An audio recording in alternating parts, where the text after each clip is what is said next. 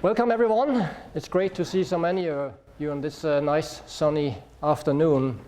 I'm Toke Eid, and I'm the director of the Keynes Fund, and it is my great pleasure to introduce Markus Brunnermeier. So Markus is the Edward Sanford Professor in the Economics Department at Princeton, and he's also the director of the Princeton Bentheim Institute for Finance. On top of that, he's also the president of the American Finance Association, and he is an advisor to all kinds of important institutions, including the US Congressional Budget Office, the Bank of International Settlements, Bank of Japan, the Bundesbank, and the list goes on. He is renowned for his major contributions to the understanding of financial markets, to monetary theory, to the study of bubbles, liquidity and financial crisis, and digital money, just to mention a few. Besides a very long list of publications in top journals in both economics and finance, he has published several prize-winning books, including the most recent one, A Crash Course on Crisis. Now, today he's going to be talking about international monetary system and safe assets. I've been told that I should tell you that we are recording the lecture, and if you do not want yourself to appear on a picture taken by our friend up in the back there, put up your hand now and we will avoid taking a picture of you. Okay, so without further ado, I would like to hand over the floor to Markus to give this year's Keynes lecture.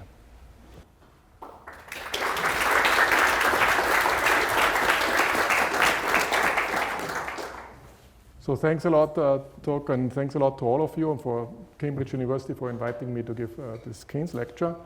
I will talk about the international monetary system and safe assets and its joint work with Sebastian and Merkel. So the question I'm after is that whether the international monetary system or the global financial architecture is inherently distortionary or not, and to what extent it is. Is the case that the rich insure the poor or the poor insure the rich? And if the poor insure the rich, why is this way and how does it happen? Okay. And who can, if there's a global financial crisis, and by global financial crisis I mean there's a heightened risk environment, who can run a stimulus program to counter this high risk environment, and who is forced to run an austerity program? And I would argue that this has a lot to do with safe assets, and I will show what the role of the safe asset is and what a safe asset is in the first place, as in contrast to a risk-free asset, and who enjoys the privilege, this exorbitant privilege to issue a safe asset. And can a government even run some deficits forever without ever taxing things, and how much can you run it? And what I will argue is that safe assets have not only a cash flow to give you as a holder of a safe asset, but also some service flow. And I will characterize what the service flow is. And when there's a crisis, the value of the safe asset is appreciating, so the cap-M beta of the safe asset is negative. And that's part of the attractiveness of the safe asset. And then I will also make an argument that safe assets and bubbles are not the same, but they reinforce each other. They're complementary to each other. Okay.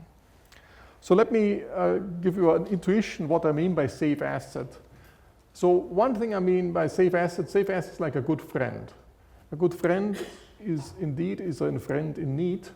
So a safe asset is an asset which pays off and is liquid when you really need it.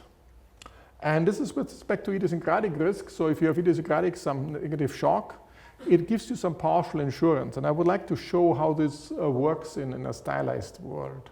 So I have two people here, and instead of idiosyncratic risk, I have perfectly negative correlated. Later we'll have a continuum of people with IID shocks. And I have two people here, so there's Adam and Bill, let's say. And both of our portfolio consisting of a zero cash flow asset. So that's an asset which pays no cash flow whatsoever.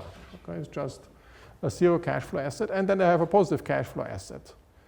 And when the world goes up, Adam's cash flow asset expands. It's positive for his side, but it contracts for Bill. And when the world goes down, it goes exactly in the opposite direction.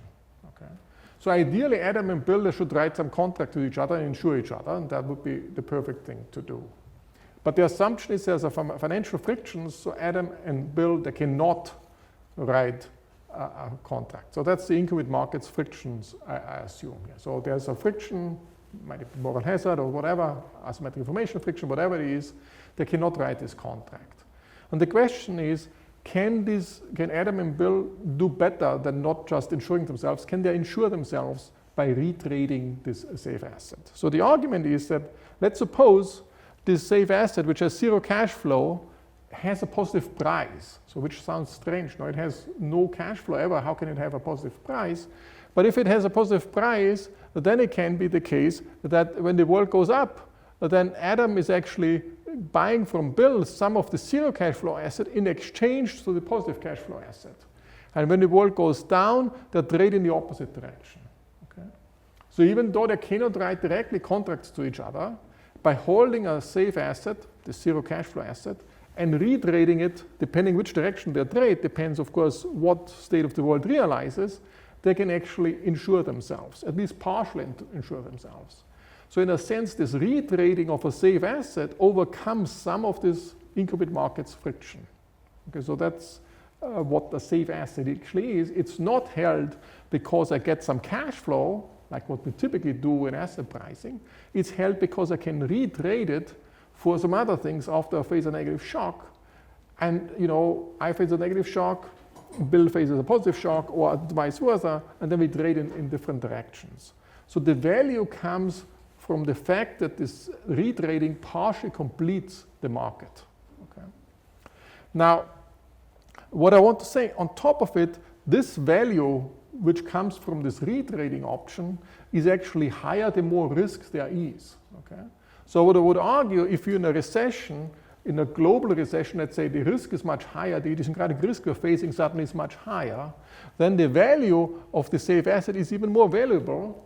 The value is even higher because we can retrade it, and we really appreciate this retrading much more than in times when there's not so much risk. Okay? So you can see already where the negative beta comes from, the negative cap M beta. It comes from the fact that in risky times, when everything is very risky and also global output is depressed, that's actually when you really value this feature that we can retrade it. It also means a safe asset should be an asset which you can easily trade. It should not have huge transaction costs. And it should also not be poisoned with asymmetric information. It should be an informationally insensitive asset, so it can easily be traded. So I just assume here I have an asset you can freely trade. The market liquidity is high of this asset. Okay? So that's what I would like to use as this safe asset concept. I want to use and put this in a global context and see, okay, how, when I put this in, how will this play out? But before I do this, so let me summarize again. A safe asset is a good friend because it helps me to do this through this retrading to insure against idiosyncratic shocks. But it's also a good friend for aggregate shocks because it appreciates in value when there's an aggregate shock. Okay? So it has this negative beta. Sorry. So that's essentially what I have in mind. Now let me be a little bit more formal. So a good friend, what I mean by that is essentially the covariance of the stochastic discount factor of an agent J with the return of the safe asset minus the return of the net worth of this agent J is essentially positive. That which essentially translates in the same thing as the cap M beta is negative, meaning that it appreciates in bad times. Now, to put asset pricing in perspective, so typically when we do some asset pricing, we say, oh, we take the present value of some cash flows and we price them, and then we get the price of the asset. Now, what I do is here, I didn't write cash flows, I wrote primary surpluses, because what I think of a safe asset, at some point it is the government bond. Okay? If you hold a government bond, what do I get? You get the primary surpluses of the government. Okay? So think of all of us who all the government bonds, all what we get when the government actually runs a primary surplus, the bondholders get something from the government. If the government runs a primary deficit, the bondholders give something to the government. Okay? The primary surplus of government bonds is the cash flow of the government bond. And what I denote by B is the nominal value of the government bond divided by the price level. So that's the real value of the government bonds. The nominal value divided by the price value is just the expected present value of the primary surpluses. Now I can rewrite this using a slightly different stochastic discount factor with 2 stars, and I will explain this in a minute. So I have the standard formula plus I have the present value of the service flow. So this nice feature of the safe asset through the retrading, I can complete markets. I call this a service flow. It's not a cash flow. It's you get a certain service from being able to hold this asset and being able to retrade it. Okay, and then you saw before in this example the cash flow. Think of the primary surpluses as 0. If we just have the first term would be 0. Okay, but because you can retrade it, you have a certain service flow from that, and you value the service flow too.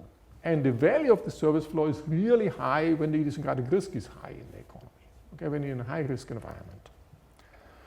Okay, and that's when you empirically, and I will show this later on, when you go and price the value of all government bonds relative to the primary surpluses, you mostly get a negative number here because most countries run a primary deficits most of the time. And also going forward, there's only primary deficits. If you use the standard terms, you would get a negative value of all the US treasuries, all the UK treasuries. But you need essentially, the value comes from the service flow. And that's the so-called government debt valuation puzzle thing. Now, the other thing is I wanted to say that a safe asset and a bubbly asset are 2 different concepts. Okay? But if an asset is a safe asset, it's more likely to be bubbly. And if an asset is a bubbly asset, it's more likely to be safe. Okay? It helps each other. Okay? So let me first say, so a bubbly asset is more likely to be a safe asset. So a safe asset has to have this feature that it appreciates in bad times. It has this negative kappa m beta. It's very hard to generate when you only focus on the fundamentals, that the fundamentals, the primary surpluses will be higher in bad times. That's only when you run huge austerity programs. So if there's a recession, there's a higher amount of risk, and then the government can say, okay, now we run huge austerity programs in order to create more primary surpluses. But if you have a bubbly asset, you can expand the bubble term very easily, okay, in bad times and high risk times. Okay, so if there's a bubbly asset, it's much more likely to be a safe asset. And it also goes the other way around. A safe asset is more likely a bubble asset. So remember, this was the condition I had for a safe asset. For an asset to be, for an economy to have a long-term bubbly asset, it's typically R has to be smaller than G. Okay, the real cash flow return or the interest rate on the government bond or on this safe asset has to be smaller than the growth rate of the economy. Okay. So if you look at it, if there's a safe asset and has this negative beta, what's the real interest rate the government has to pay? It's the risk-free rate, and then you have a risk premium on top of it, but the risk premium is negative because the beta is negative. Okay? So that means you don't need so much of the cash flow because it expands in bad times. The asset prices go up. So you have a negative beta, so the R is actually the risk-free rate plus something negative, and that's much more easy to satisfy that this is smaller than G. Okay, this is our bubble condition. Okay. So on average, this has to be true. So these are not bubbles which are exploding bubbles and driven by new innovations. These are some permanent bubble conditions. Okay. Now, on top of it, if you have incubate markets, you also have the risk-free rate is also depressed. Okay, so RF is very small too. Why? If you have idiosyncratic risk you cannot share, that means you would like to save for precautionary reasons. And as you save more for precautionary reasons, you depress the risk-free interest rate. So the incubate markets thing alone depresses already the risk-free interest rate. And the fact that you have a negative beta depresses through the negative interest rate is even more. So it's much more easy to satisfy this R smaller than G bubble condition. Okay. And the bubbles you can think of, you have a long-term asset and the bubble lives on this long-term asset and the value exceeds the fundamentals, like in this example we had 0. Or you can also have short-term debt and you roll it over all the time. It's like a Ponzi scheme. Okay? But it's 2 things are equivalent in this. Okay. Now, what I do in this paper, essentially with Sebastian, is that we have a two-country setting. Okay, there are two countries. One country is called N North, and the other one is called S South, and they have this privilege to issue the safe asset. So the holder of the safe asset gets some cash flow, but he also gets some service flow, and the service flow he values, but the issuer doesn't have to pay for the service flow. Okay? That's why you can actually offer very little cash flow. So you'll offer very little cash flow, and it's a very attractive feature by offering a low cash flow asset. And the assumption, so I will play around with it and say, okay, let's consider a situation where both countries are totally symmetric, but the only difference is the country N has a larger fraction of the safe asset compared to country S. Okay? I compare the half-half as well, 50-50, but mostly I consider the case where country N has a larger fraction than country S. Now, what happens is essentially in steady state, if nothing happens in steady state, the northern country can always issue more safe assets than the southern countries. So de facto, the northern country is also issuing safe assets to the southern citizens. Okay? And essentially takes advantage from the fact that the southern citizens get the service flow, but it's essentially a transfer to the north country. Okay? And that happens all the time. Okay? If you have this exorbitant privilege to have a safe asset status on your government bond, and it is really, a larger fraction than your economy, you benefit from that. Now the question is now let's suppose suddenly everything becomes more risky. Then it is all the case that the benefit becomes even bigger for the northern country. Okay? That frees up some fiscal space of the northern country compared to the southern country.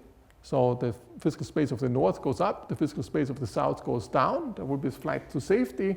People want to go even more into the northern bond. And that allows essentially the northern country to lower the taxes compared to the southern countries, which has to increase taxes.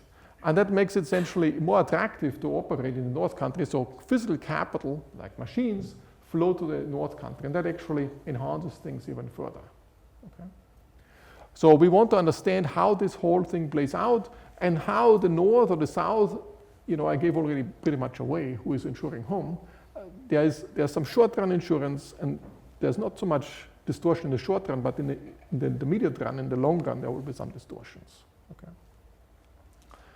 So just to touch on some of the literatures. So of course, there's a safe asset literature. The safe asset literature is focused very much on the shortage of safe assets. There's too little safe assets out there, like Caballero, Fari et al. Were saying, okay, the problem is that there's not enough safe assets out there, and they have a zero lower bound, a combination. That's essentially one part. What we argue is that no, the shortage, the US Treasury has issued a ton of debt, and all governments have issued a ton of debt. It's not the shortage, it's the problem. It's the asymmetric supply. Some countries can have the safe asset status, the others don't. And that's essentially what we're focusing on. That can be on a global scale, it can be within a European Euro area scale. The other thing, as I mentioned already, there's this literature, and we write on this, the information sensitivity. So a safe asset should be easily tradable, so it should be not informationally sensitive. So it's important. So typically these are debt contracts with a low default probability. These are natural candidates for safe assets. If you have an equity contract or a high default probability, a debt contract, it's not a candidate for a safe asset. I alluded to this public debt valuation puzzles. That's by Zhang et al. Recently saying, oh, we can't price government bonds. Standard asset pricing doesn't work. Okay? That's particular for the US, but they have extended for other countries. If you look at Japan, I looked at from the 1960s till 2000, up till today, there are 8 years with positive primary surpluses. Otherwise, it's always negative primary surpluses. And if you look in the future, you don't expect any primary surpluses. And how can it be that the value of the Japanese bonds is positive? Okay? It has to be the case that there's this service flow. There's a huge literature on R versus G, so that's also for us. And there's also, within the international context, why does the US play a special role? In our setting, you can think of the northern country as US, or it could be also Germany, Japan, and so forth. Who can issue a safe asset? There's a lot of literature saying, oh, the US controls the financial center, and That's why there's a special role of it. There's a global financial cycle and so forth. And then there's a literature on the reserve paradox, saying, okay, why do reserve assets have this special role? Now let me go into the formal model. So I gave you the motivation, the main results, and intuition. What I want to do is I want to set up a world economy with 2 countries only, and I deliberately make both countries totally symmetric. Okay, these are 2 countries, they are totally identical. The only difference will be that they have a different way to issue a safe asset. Okay, the safe asset share will not be 50-50. Of course, I consider the 50-50 case as well. And what I do first is I consider then an economy where there's one world asset essentially. So there's one world government issuing one common bond rather than 2 separate bonds, 2 countries. So let me set up the model first. It's continuous time, infinite horizon, 2 consumption goods. The north is producing some N good, the south is producing some S good. I'm still searching for some good names, so whatever could come up is nuts and spices. I'm not sure whether that's good. If you have a good idea, I see the Indians smiling, so the spices fits there. There are 2 larger economies, both are totally symmetric. Each country issues its own government bond. These are nominal bonds. There's a continuum of citizens in each country. They are equally sized. And each citizen runs his own little firm. It's an AK technology. So you use your capital, you have some productivity, A, and you have idiosyncratic risk with it. So you have your own risk, and there's idiosyncratic component of risk to it. And there's capital which can be freely traded. Government bonds can be freely traded. There's no frictions on that. And the only friction is that citizens cannot migrate. Okay? If you're in the N country, you're an N citizen. If you're in an S country, you're an S citizen. You cannot move to the other country. There are 2 governments. Each country's government spending is exogenous. It's just fixed. They spend essentially the same amount, both countries. They each issue their own nominal bonds.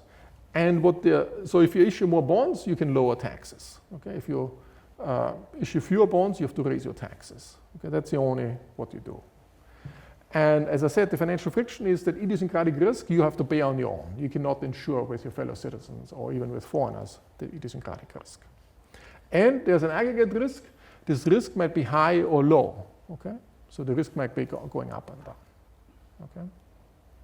So formally, as I said, and then there's a CES aggregator. So there's a consumption of nuts with a consumption of spices. And then the assistive substitution is epsilon, so this aggregate consumption good is C. And people they have a time preference rate of rho, and they have log utility only, so keep it simple. And then they also get some utility from the government expenditures, which is script G is the government expenditures. But this is not really important. You can also, for welfare analysis, it's important, but not for the choices, because it's additive linear. Okay, so let's look at a citizen I tilde in country N, in the northern country. So that's his utility function. And then there's a budget constraint per period. So that's the net worth of the agent I. That's a percentage change of the net worth. If he consumes, the net worth is going down, this minus sign. And then he has a portfolio share, theta B, in the northern. So they buy some bonds in the northern country, gets a real return on it. That's a stochastic thing. It depends also on stochastic inflation. And then there's a bond in the southern country, gets a real return on the southern bond, and the remaining fraction he puts into physical capital. Okay? So the balance sheet looks the following. So each citizen is just holding some physical capital, some machines, and then there's some fraction in the northern bond and some fraction in the southern bond. Okay? And that's his net worth. So it's very simple in a sense. The machines, they produce some output, so this productivity is A times things, that's per period the output. And the northern country is producing some nuts, so it's sold, and at the P end, that's the nut price. And PS is the spice price. And then there's the capital stock. The capital stock grows at a certain drift rate. So that's how, here for this model, it's very simple, it just grows at a fixed rate. And then there's a shock potentially to that. That's a Brownian. That's a Brownian motion where the tilde means idiosyncratic. So each of you has your own Brownian, your personal Brownian. Okay, and it shocks you constantly, up and down. Okay? And essentially, if it's a negative shock, some of your machines are broken. And if a positive shock, you find a better way to rearrange the machine. So think of this capital measured in efficiency units. You find better ways to arrange the machines. Your productivity goes up, and so forth. And you can also buy and sell some of these machines. Okay? That's this term. But essentially, the important part is that whenever you operate something, you have idiosyncratic risk to bear. And of course, you want to be compensated with a risk premium by bearing this idiosyncratic risk. And there's a little, the sigma tilde multiplies that. That's a little t. So the sigma tilde, it can be either high or low. And then you switch back and forth with Poisson arrival rate. We live in a risky environment or in a less risky environment. So that moves around in aggregate. And that's actually the switching from the low risk environment to high risk environment, that's our aggregate shock. Okay, that's the macro shock. All the other, the sigma, these sets, they're all idiosyncratic. So they wash out in aggregate. But they wash out in aggregate for the aggregate economy, but not for you individually. And you want to have some risk premium, so they have some aggregate implications. Okay. And as I said, you cannot issue some claims on this idiosyncratic risk, like equity claims or derivatives, and all the other things, everything is tradable. So let's look at the government a little bit more detail. The government has some expenditures, so capital K is the world capital stock, half of it is in country N, and G, so everything scales up with the size of the world economy. Okay, so capital K is the size of the world economy. Over time it grows, so everything is, and I descale everything, to solve everything descaled. Okay, it's just a scaling up or down, this capital K. So that's the expenditures. The tax revenue is, Kn is the capital stock in country N, times A is the total nuts production in the north, times the price, that's total revenue, and times the tax at the tax revenue for this country. Okay? And then they can issue some bonds, and they can issue bonds if mu b is, so that's the change, percentage change in the bond, new bonds. How many more bonds you issue compared to the other bonds. Okay? And on the bonds, you also pay some interest rate. The interest rate can be changing too. That's the interest rate you pay on the bonds. That's the normal promise how much you pay on the interest rate. Of course, inflation, the real return will be different because it's the nominal one minus the inflation. Okay, let's look at the budget constraint. So everything is scaled up by the world capital stock. So we express everything per unit of K. That's the government expenditures in country N. That's the government revenue. That essentially is the primary surplus S of country N. That's the revenue minus the expenditures per unit of K. So a little s will always be the primary surplus per unit of K. And that's in real terms times the price level, and then that becomes the primary surplus in nominal terms. Okay. Now if you run a primary deficit, you have to issue some bonds. That's how many bonds you have to issue beyond what you pay on interest. So if you have a bond, you have to pay interest on it. And if you issue more bonds, what you have to pay interest on, you have some free space to finance your primary deficit. Yeah, or the surplus here is negative. So if this is negative, this is to be positive. So you have to issue more bonds than you pay in interest. And what it really matters in this framework is how many more bonds you issue beyond you have to pay in interest. Because if you issue bonds just to pay off your interest, you don't free up any space yet. You have to issue more bonds than you pay in interest. So what really matters is this difference here, and I call this mu check. So from now on, I just work with mu check. Okay, that's essentially what's relevant. How many more bonds to issue beyond the interest you have promised on your existing bonds? And so that's it. And then there's a question, if there are potential Ponzi schemes or bubbles going out, I have to assign who can run a Ponzi scheme. Okay. And that's an equilibrium selection argument. Okay. You can say, okay, two can run a Ponzi scheme. I say, this equilibrium I don't want to. I like the equilibrium where the government can run a Ponzi scheme. And I will make the argument later on that it's very natural that the government is the entity to run a Ponzi scheme and not others, because the government can impose certain regulation to make it hard for citizens to run a Ponzi scheme. So in particular, bankruptcy law, okay, makes it very hard to run a Ponzi scheme. So there are a lot of regulations in place where the government is fighting for the equilibrium where the government can run the Ponzi scheme. And I assume both countries can do that. So I don't give any country an advantage. So N and S both can do it. I just say one can run a larger one than the other one. Okay. Okay, so that's a model setup. So what I do now is I say just, let's do a one country world. There's only one bond, the world bond. Okay? And we do this safe asset pricing. So what, if I merge both countries and have one government and one bond, the optimal allocation of physical capital, how many machines should be in country N and how many machines should be in country S, is half-half. Okay? Because we like, in our CES aggregation, was the spices and the nuts, we like them equally much. So we should produce the same amount, so we also have the capital allocated half-half.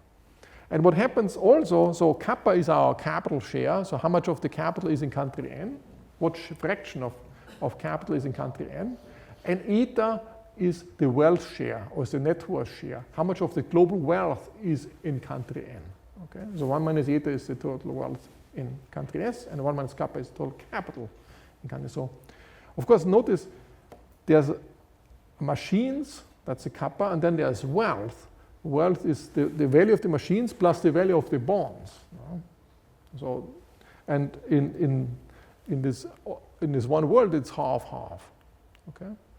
And we can price then these bonds, and I will just show you this asset pricing of this one safe bond. That's the one that's one is based on this JP paper I wrote with Sebastian and Yuli Sanikov. And one way I would like to show you this is to give you a different perspective how to price this bond. So our traditional asset pricing, essentially we say, okay, we buy a bond and we get certain cash flow, and we hold this bond and then price these cash flows and accumulate it. So what, as I said, if you hold a government bond, you get the primary surpluses. If you hold all investors together, they get the primary surpluses. That's S times K. Remember, S was per unit of K, so I have to multiply by K. And C is my stochastic discount factor. Okay? So that just follows another process, but that's the stochastic discount factor, which has an idiosyncratic component as well. So that's my stochastic discount. I just saying I get all these primary surpluses discounted with the stochastic discount factor expectations, and then I have, this is from 0 to cap T. At cap T, this thing comes. And if I let this cap T to infinity, this will be my bubble term. Okay. So I still, when I iterate this thing, I get always this asset pricing equation. The value of an asset is just the discounted present value of all the dividends or all the cash flows, here the primary surpluses, plus some bubble term. And but it's a buy and hold strategy perspective. I can also say, I don't want to price this cash flow. I want to price a different cash flow. I want to price the cash flow, what I really do in equilibrium. What do these agents do in equilibrium? They say, oh, when I have a negative shock, I sell some of these government bonds. I get some cash flow in. When I have a positive shock, I buy some of these bonds. I have to pay some cash flow.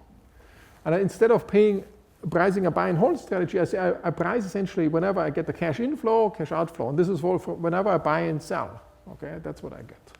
Okay, I can price that. So how much would I price that? So let's look at an agent I. The agent I has a fraction eta I, of the bonds. And so that's the value of the real value of all the government bonds agent I holds. Of course, I have to multiply this by eta I.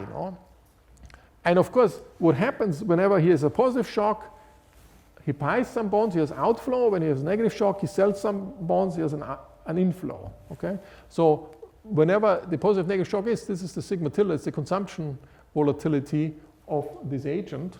And then it comes the inflow and outflow. This becomes essentially the cash flows from when he holds it, but there's also some buying and selling going on, and that is the second term. Okay? That's the portfolio of agent I. Now I said, if I want to price all government bonds, I have to integrate over all agents, so from 0 to 1. So I put an integral over all i's here, and I have to put an integral over there, and then I flip the integral, I bring it inside, so I get this thing here. Okay. Now I get a different asset pricing formula, where now I have this here, that's still the same, future primary surpluses, but I also have future service flows. Okay? But I discount now with this C double star SDF. Okay? And that's essentially a representative agent SDF in an income with markets economy. So you have essentially, so notice if agent I becomes wealthier, so eta goes up, his marginal utility goes down. So if eta goes up, xc goes down. Okay? So they always move of negative covariance to each other. Okay, they move in the opposite direction. That's why this xc double star is lower than this xi. Okay. So if you use this, you see nicely, okay, the value of all government bonds is just the primary surpluses discounted at the repressive agent SDF, and it has some service flow discounted at the repressive agent SDF. And of course, if you have complete markets, with complete markets, the wealth shares stay constant. They don't move around. Incomplete markets, wealth shares move around. With complete markets, they don't move around. So that means the eta would be constant. So you can bring it outside of the expectations and integrate up to 1. So this there would drop out. So you're back to this. So with complete markets, the xc double star would be the same as xci. Okay. That just shows you, and this derives you that why we have this formula. The value of the government bond is just the discounted primary surpluses with this SDF, xc double star, and the discounted value of all the service flows, which depends on the volatility. If the volatility is higher, then this thing goes up, and the value of the government bonds are going up too. Okay. Now you can see this if you calibrate this. That's for the US. You can see here what I've done here is the dotted black line is the value of the government bond for different sigma tildes. So here there's a low risk environment, and here there's a high risk environment. Okay? In the low risk environment, the value of the government bonds is here, but if the risk goes up, the value of the government bonds is higher. Okay? And there's two components. One is this fundamental component. In this calibration, it's the case when you go into a recession and the risk goes up, then the government does some stimulus. The primary surpluses are even more negative. The primary surplus, even in the low-risk environments, are negative, but they're even more negative in the high-risk one. But the service flow, the red part, is much more valuable in the high-risk environment. So overall, there's a negative. If risk goes up, the value of the government bond is going up. Okay? So it gives you this negative beta, this if you have one world economy. So that's consistent, when you find, as I mentioned, this public debt valuation puzzle, you don't get empirically, if you just focus on the primary surplus, you never get what you really want. You really have to take this bubble component into account. Now I want to move to a two-country, two-bond world. So each country is issuing its own bond, but it's still in a world where the idiosyncratic risk stays constant, so it doesn't move around. Okay? And I also want to consider, I will argue that in this world, both government bonds have to be perfect substitutes to keep also the math simple. So if both governments, the real return of the two government bonds is the same, okay? Just to keep it simple. And then even in that case, you can have asymmetric permanent exorbitant privilege. So this permanent exorbitant privilege is always tilted to country N. So here, this slide essentially says, let's have bonds which are perfect substitutes, and I can just think of them as a government portfolio. I can just combine both bonds because they're identical and just make one bond portfolio. And then I have a portfolio choice between the physical capital. Remember, the portfolio choice is always between the northern bond, the southern bond, and the capital. So I have a portfolio choice of 3 assets. If the two bonds are the same, I only have a portfolio choice between the bond portfolio and the capital. So it makes it much simpler to do the whole thing. Now, but of course, if in such a world, when the risk is constant and nothing happens, it has to be the case that both bonds are perfect substitutes, because otherwise one bond would nobody will hold this other public bond. So this mu bn, so how much you issue new bonds in the northern country has to be the same as at what speed you issue the southern country is issuing. And in this case, things get simple, and then you have the portfolio choice only between the capital stock and the bond portfolio. Now, what you do in this model, essentially, each guy has to decide about the consumption. I assume log utility, but log utility, just the consumption is just rho, the time preference rate, times net worth. So that's what each citizen does. You can aggregate it up. Each citizen does the same thing. Rho times what's the total net worth is just the value of all the government, the value of all the machines, the price of the machines plus all the machines in the economy, the global economy, the value of the northern bond in real terms, the value of the southern bond in real terms. So that's the total wealth in the global economy times rho. That's what everybody wants to consume in the aggregate consumption good. And that has to be total output. Okay, that's the number of nuts produced, that's the number of spices produced, minus what the government consumes. Okay, that's like goods market clearing condition. And then you also have the bond portfolios, they have to equalize. And I will jump a little bit. And of course, you have a Merton bond portfolio problem where the expected excess return, so if you hold physical capital, you bear idiosyncratic risk. If you bought the government bond, you might still have some aggregate risk from inflation risk, but you don't have idiosyncratic risk. Okay? So the expected excess return is equal to the price of risk times the risk premium for the idiosyncratic risks. This was the idiosyncratic risk. And the price of risk, because of log utility, is just the volatility of your net worth, of an individual citizen's net worth. Okay? Because they cannot insure idiosyncratic risk, they bear some risk, and that's essentially just the fraction they put into capital, so 1 minus theta in the bonds, in the northern bond and southern bond, that's what they put in the capital times the idiosyncratic risk, so the sigma tilde squared showing up. So the risk premium is a sigma tilde squared term.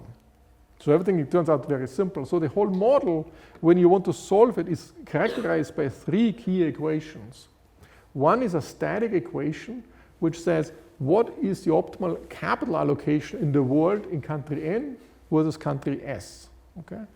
And you can just see the forces. The one force is that if I want to have the most efficient allocation purely from how many nuts and spices we want to have, you want half-half. That's what this one world thing did.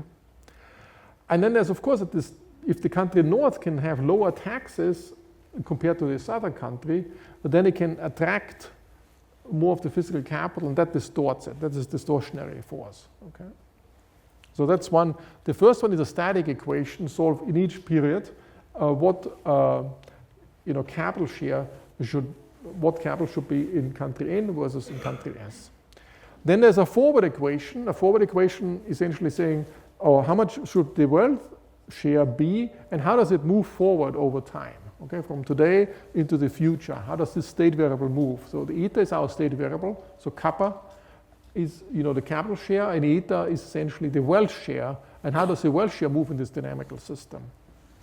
And the short answer here is that the eta, the wealth share, the way it evolves, is given by the difference of the earned risk premium.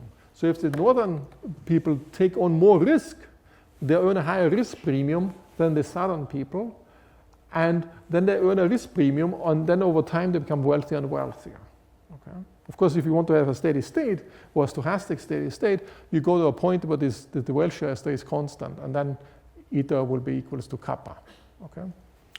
But essentially, how can you see that's the earned risk premium? So you see it from here. That's the capital share, and that's the wealth share. So if the northern people have a higher capital share than the wealth share, so let's suppose the wealth share is 60%, but the capital share is 70%.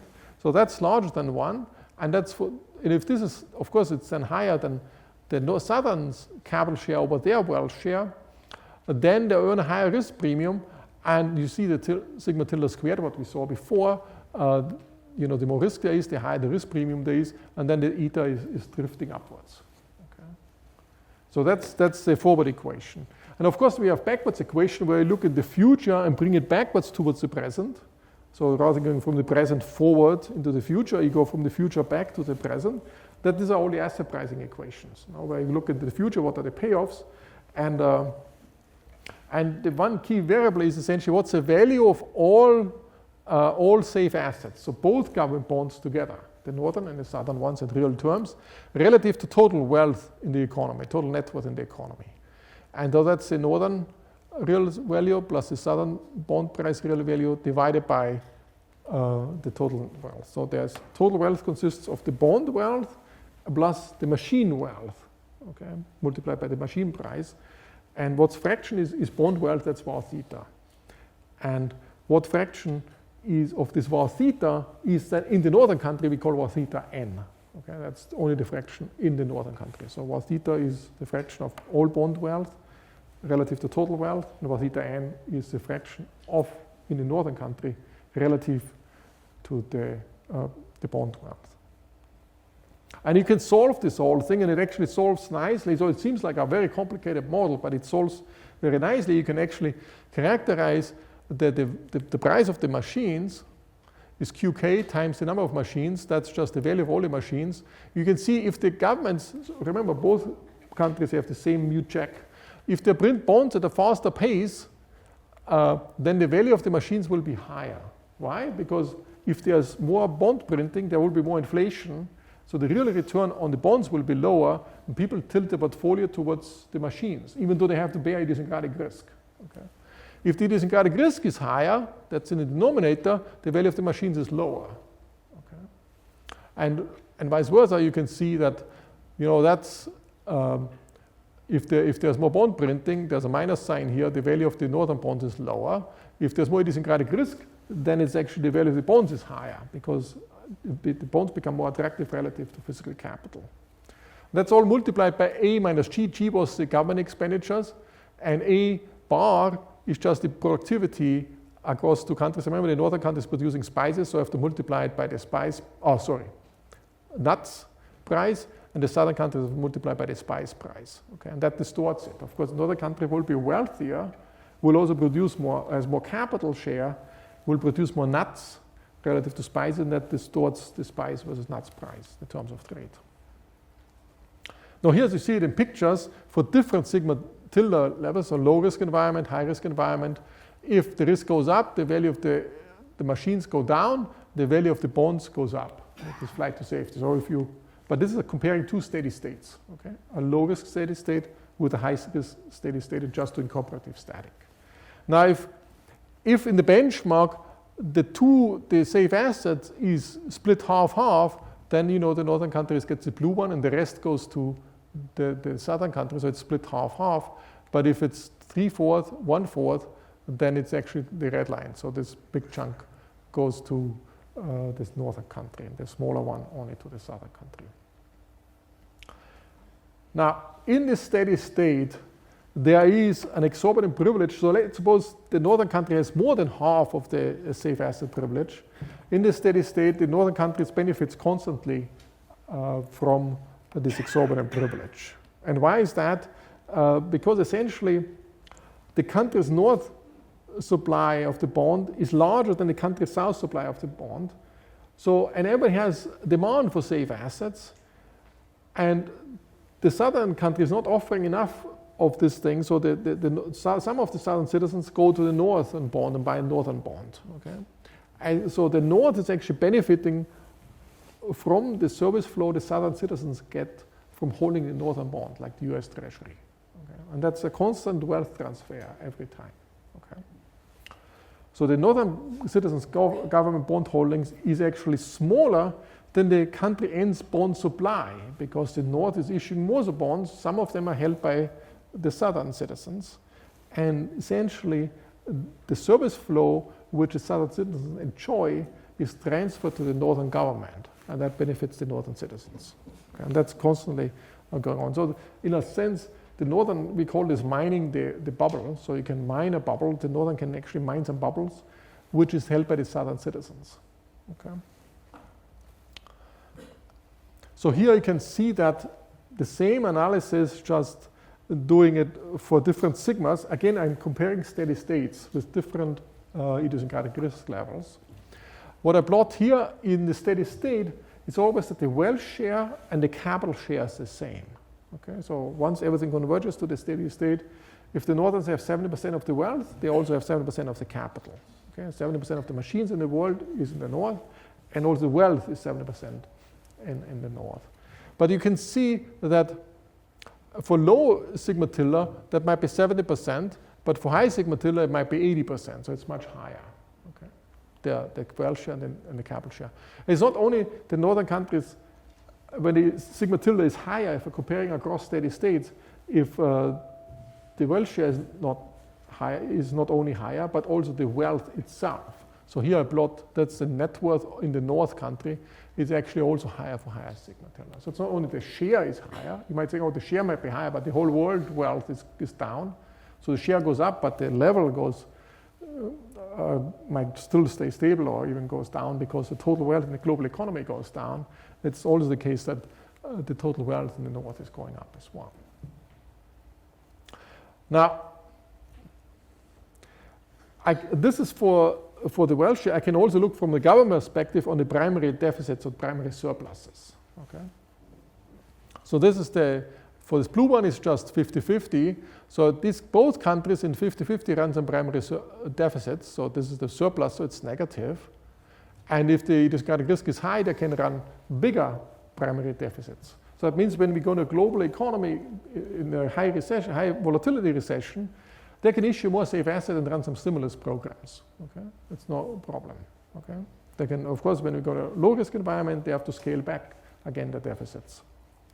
But what's interesting is that if I go for this 3/4, 4/4, if I do now this comparative static, is actually the case that in the 3/4 case, the increase in volatility is benefiting much more the southern countries than the northern countries than the southern countries. Okay? The northern countries, so here there's a deficit they can run. If we go to higher volatility, it can run a much bigger deficit. The southern country can only run a smaller deficit, and if it goes to high volatility, it can still run a slightly bigger deficit, but not so much bigger. While in this one, it's a much bigger increase. Okay. And that's just, it's not a full stochastic model, that's just comparing steady states. Now what I want to do now is, I want to move towards the stochastic model, where the sigma tilde moves around. So far I just said sigma tilde is constant, and I just compare across economies with different sigma tilde levels. Now I want to say, okay, I started, say, with low sigma tilde, and then there comes a surprise shock, and suddenly we live in a high-risk environment. Okay? And I do an MIT shock, essentially. And then I want to see how does the transition to the new steady state look like. So it's a one-time MIT-type shock, whereas zero probability arrival rate, whoops, we're in a high-risk world, and how does the transition work? Okay? And then later on, I make the sigma tilde go up and down, and then have the full dynamic model. Okay, so here's this after I have a sigma tilde. This is unanticipated MIT shock. And I started a steady state with a low risk sigma tilde, and then I jump to the high risk. So that's essentially, so at time 0, so I start again in the steady state, eta and kappa is the same.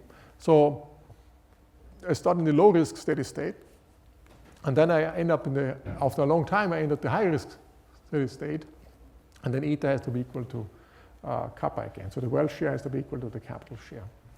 But the dynamics in between, how does the dynamics transition? How does the transition work? Does the poor insure the rich, or the rich insure the poor? Okay. So what you see is that what happens at time 0, suddenly there's more risk in the system, and then the value of the government bonds shoot up. Okay. Everybody says, oh my God, there's so much risk, I want more safe assets and less of the risky capital stock. And so what happens is that a lot of this safe asset, there's northern countries saying, oh wow, I can issue way more. Now this is for 3/4, 1/4. I can issue way more attractive the safe asset. I can lower the taxes. So on my production, so they can run some stimulus programs. And then it is the case, the capital will move in the north country, and that's what you see in this kappa. So the capital, there's no friction on capital reallocation. So you can immediately shift some of the capital stock from the north, from the south to the north, and that's what happens. But there's nothing happening in terms of wealth share. So it's not the case in the short run, because here markets are complete with regard to aggregate risk. There's perfect risk sharing on the aggregate shock initially. Okay, so initially it's the poor that insure the rich, or the rich, it doesn't really matter. There's perfect risk sharing.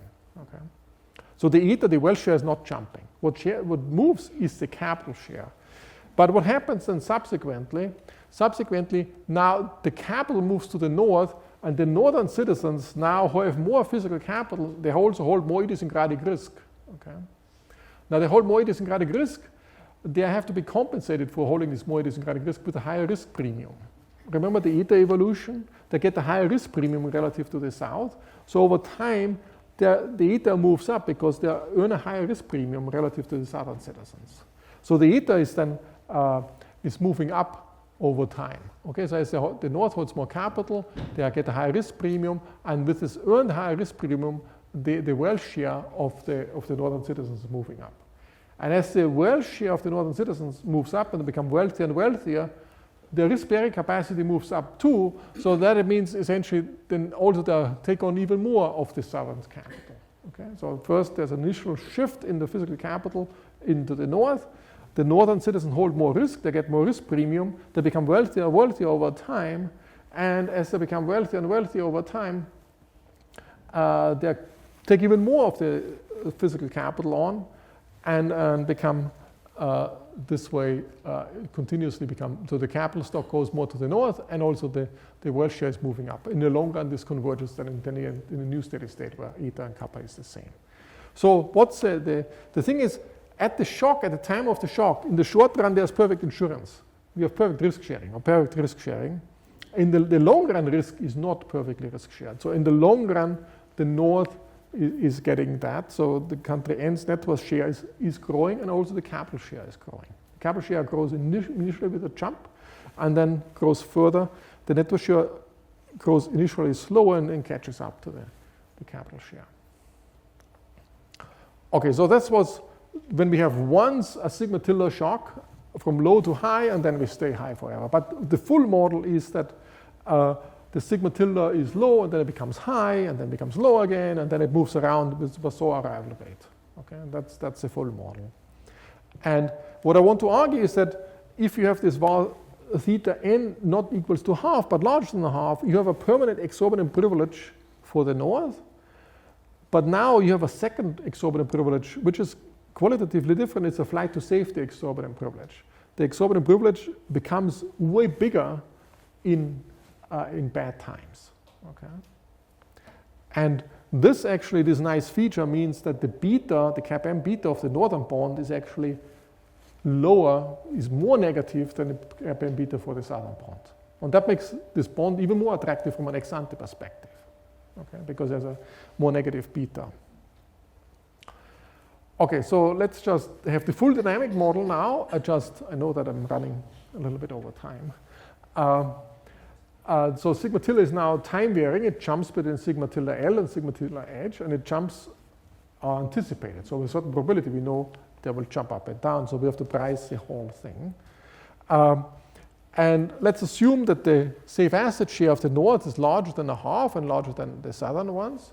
And let's also assume the slope is also large. So if you go to high risk world, the slope of the fraction of the northern country is larger than it grows actually. So this might be 3/4, 1/4, but if you go in a high risk environment, it becomes 80%, 20%. Okay. Now, if there's no jump like this, there's already an advantage all the time for the northern country. If we have this feature, now if there is this stochastic volatility, you have this flight to safety exorbitant privilege on top of it, where whenever we jump to high risk, the north benefits even more. But knowing that this north benefits in bad times even more makes the northern bond even a lower cap M beta. Okay, and that actually prices the bond even lower. That's another advantage of this. What you have. Okay, so that's essentially the intuition for this setting. Now let me give you an example how then the dynamics works in this. So here's an example where we have the sigma tilde is low initially, at time 0 it jumps to high, and then it stays for 10 periods, and then accidentally it happens at time period, it jumps back down. Okay? People don't know that this is just a realization. Okay? This time 10 is a random realization, time 0 is a random. So we start in a steady state. So kappa, this is kappa and eta. That's the same stochastic. We saw, okay, suddenly sigma tilde jumps up. So kappa moves up, as we said before. And then eta, they get the high risk premium. So eta moves up, and as they become wealthy and wealthy, the risk bearing capacity moves up, the kappa moves up too. And then when we jump down, actually then the capital stock is sold back to the south, but it takes a long time for the north wealth share to come back down. Okay? So the north becomes fairly, also in the long run, they get lower risk premium, and it goes down, but it takes a long time for them to come down. The most interesting part is the final part here. That's the primary surplus of the two countries. So notice the south country can run a small primary deficit in this initial state. This north runs a much bigger primary deficit in the initial phase. Now, if you if now we go to a high risk environment, then both of them run to some extent some stimulus programs, but the North can run a huge stimulus program and then hold out to this until it goes back. And the reason why they can run such a huge stimulus program is for two. First, they have a larger share of the safe asset thing, but the second thing is that their beta, the bond price beta, is much more negative than the southern countries' bond price beta. So that, one might be minus 0.1, the other might be minus 0.8. Okay, so that's what I wanted to say on this. I can also say the country S can also, in this example, run some countercyclical stimulus program as it is, but it's costly. So you can run some stimulus programs. You can say on our fiscal policy is such that whenever we go in the global economy goes in recession, we run some stimulus program. You can do it, but you have to pay it with a much more restrictive fiscal policy in low risk times. Okay, that's what this says. So let me conclude and leave some questions at the end. So if you take one thing away and say, what did I learn? A safe asset is like a good friend. A good friend for idiosyncratic risk, because through retrading, we can insure each other, which we couldn't do because of financial frictions. But just holding the safe asset and retrading the safe asset allows us to overcome these frictions, and we value that. Okay? And that's why we value this asset, not because it gives some cash flows, because it helps us to overcome some financial frictions. And because it has this, if it downturns, the idiosyncratic risk is even higher. And that's the case that we value this even, especially in bad, risky times, we value this much more. And that gives it a negative beta, hence it's also good for aggregate risk because it gives you a negative kappa m beta. Now, I would argue that, in a world where the safe asset is not equally distributed, you have this exorbitant privilege to part of the world economy which is unbalanced. And there's two elements, two-flight exorbitant privilege. One is a permanent wealth transfer, even if the risk stays constant all the time. The northern countries or the northern government issues bonds held by the southern citizens, and they can mine this bubble, this northern bubble, also held by the southern citizens. Southern citizens are happy to hold it because they want this retrading benefit, this service flow. So when there's a risk shock, there's immediately not an effect, but over time, so there's no immediate redistribution, but the northern wealth share grows over time. There's a long-run risk component to it. So the immediate one is not there, but there's a long-run thing. And then there's a second, so one is this baseline exorbitant privilege, and one is this second flight to safety exorbitant privilege, which happens when you go into some high-risk environment. The benefit becomes even bigger, and from an ex-ante perspective, knowing that the benefit becomes even bigger in bad times, it pushes down the kappa m beta of the bond even further, and that's essentially a second form of exorbitant privilege. As I said, I mentioned the country S can also run some countercyclical fiscal stimulus in bad times, but it's very costly. They can run a much smaller one than in good times. So what I was not explaining, where does this var theta n larger half come from? Just assume that. No? There's an equilibrium selection. There are many equilibria. One is this var theta n is 3/4 and var theta s is 1/4. But you could say, to get the safe asset status, how can I have this privilege? There might be a battle for the bubble or something like that. So that's still something we have to work out. And you might also ask yourself, if you're Switzerland, you also have this privilege, but it might also come with a burden. And so we have an extension on that. So if you have a flight to safety phenomenon, so the global risk is going up, the Swiss franc appreciates. And then it has, essentially, it's good for the Swiss government to go deeply into debt on that. But it's bad if the currency appreciates and then your export sector suffers a lot. And if you have a world with sticky prices and home buyers, you can show that actually it's very bad for the export sector and it opens up an output gap. Okay. So on the one hand, the government has some capacity to go into debt very, very easily. That's an exorbitant privilege, but you also have an exorbitant burden in a sense that the appreciation of the currency hurts your export sector or hurts your economy, and this opens up an output gap. And this is much bigger for small countries like Switzerland compared to the US, where the international component is not as large as for Switzerland. And there's an argument then you want to counterbalance that. That's why Switzerland would like to hold. So they issue a lot of safe assets to the southern citizens in a sense, but then the Swiss National Bank is buying some of these bonds back from the southern country. So they essentially undo some of this exorbitant privilege just to keep the exchange rate not from fluctuating too much and creating these output gaps from exchange rates. Okay, so now I'm open for questions. Thanks for your attention.